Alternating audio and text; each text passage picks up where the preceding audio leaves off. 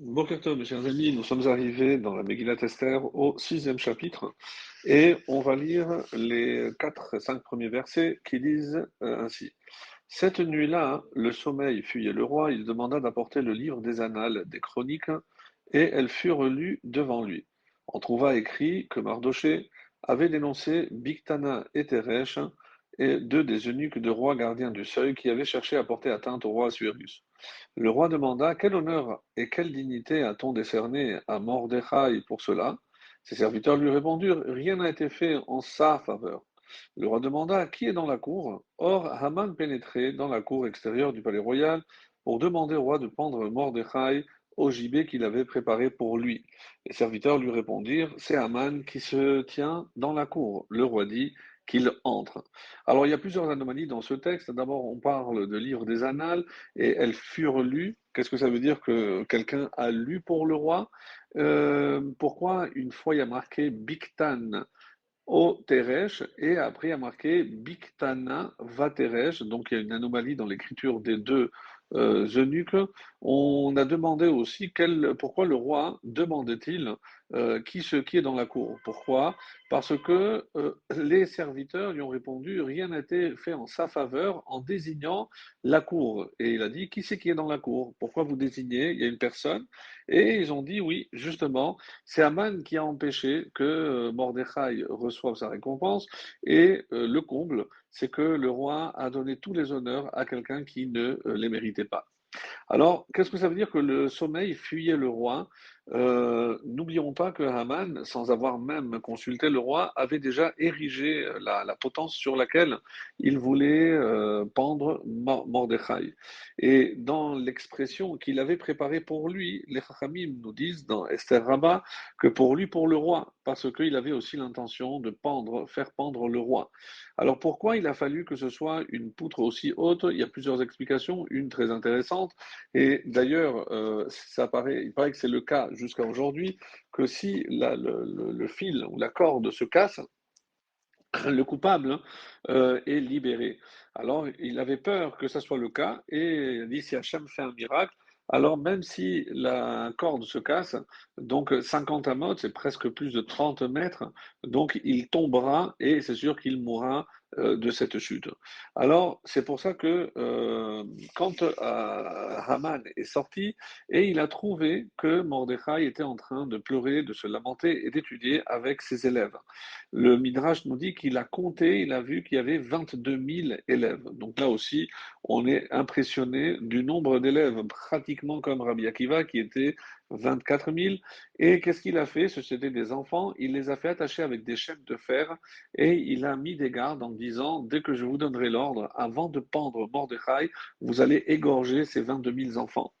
Les mamans, lorsqu'elles ont entendu, elles ont apporté la nourriture et les enfants ont dit non, sur la vie de notre maître Mordechai, on va mourir à jeun, on ne veut pas manger avant de mourir.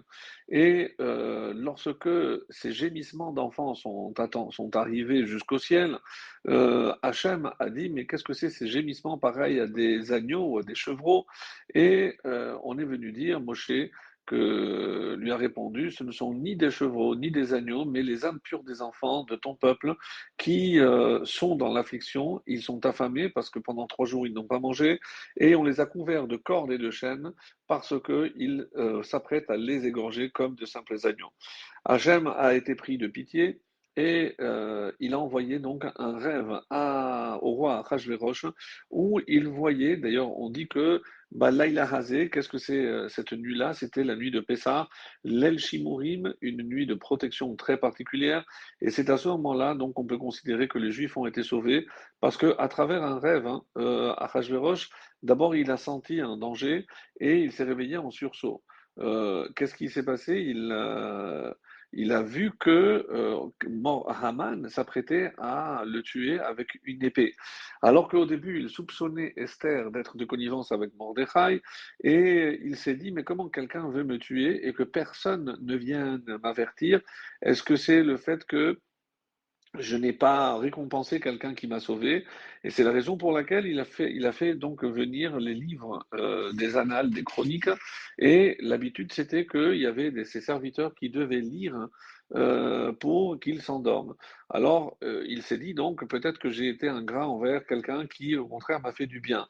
Et c'est pour ça qu'il a fait venir les livres. Et le Midrash nous dit que à plusieurs reprises, ses secrétaires, Shimshai, c'était un des enfants de Haman, à chaque fois, il voulait sauter la partie où Esther avait dit que c'est Mordechai qui l'avait sauvé. Et chaque fois, les annales revenaient sur cette page jusqu'au moment où ils ont raturé, ils ont effacé, et on dit que c'est l'ange Gabriel qui est venu, qui l'a écrit à nouveau, et c'est pour ça qu'il a dit qu'il fut lu.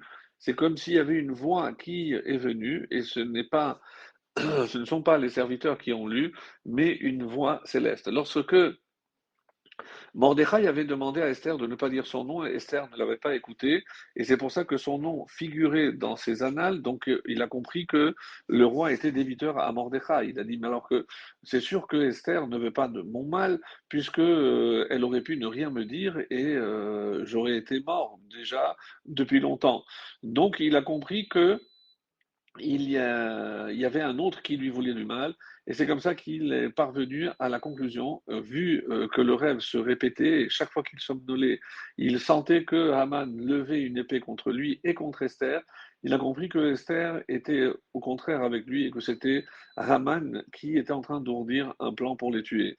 Et pourquoi on a fait un changement? Il y a Bigtan au Teresh. On a voulu faire croire que même Mordechai n'était pas sûr si c'était ou Bigtan ou Teresh, et on a fait tuer les deux pour montrer que c'était injuste, que d'après cela, il y a forcément un innocent qui a été exécuté.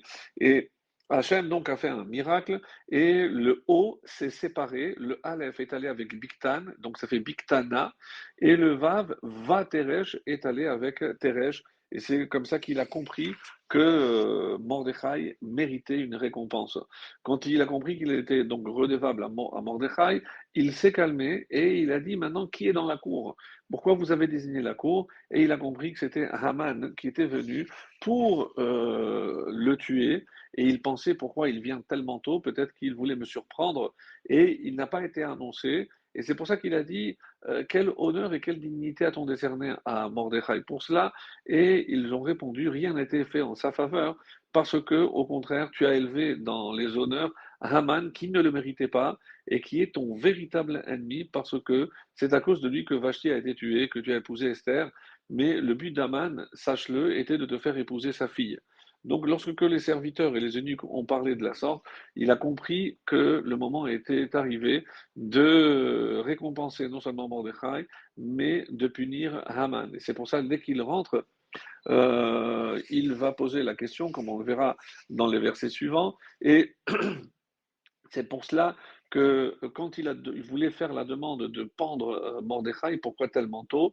Parce qu'il voulait empêcher Mordechai de réciter le schéma du matin, parce qu'il savait que le schéma constitue une protection extraordinaire pour le peuple juif, et que si le peuple juif récite le schéma le matin et le soir, donc ils sont protégés, et c'est pour ça qu'il voulait agir avant cela.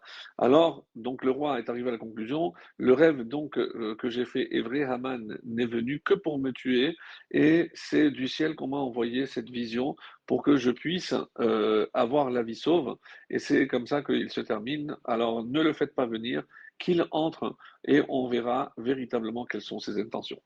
Voilà mes chers amis, à demain.